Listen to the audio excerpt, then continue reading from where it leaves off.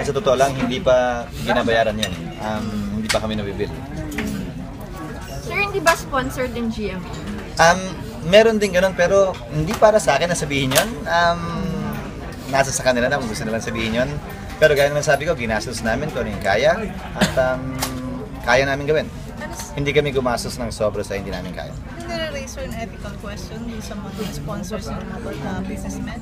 Na May ano? conflict ba sir yun? Kasi some of them are being investigated. Wala ako nakikita dahil lahat naman halos ay may ugnayan, may relasyon sa kung sino man ang tanong kung gagamitin mo yung pwesto mo para mapaboran o hindi man, maipit ang sino mang negosyante.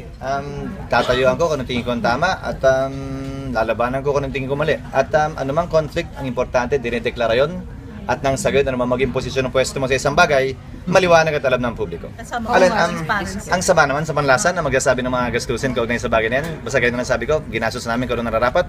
At maraming tumulong kaugnay nun, partikular dahil sa larangan siguro ng showbiz, yung napangasawa ko.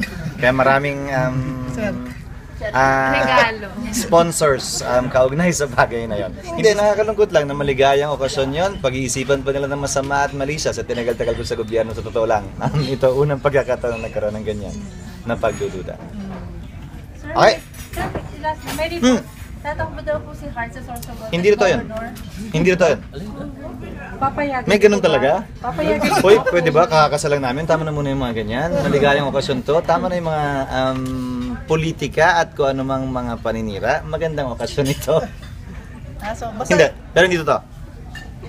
Hindi siya papasok sa politika at wala akong balak pumasok sa showbiz. Yun ang kasabihan.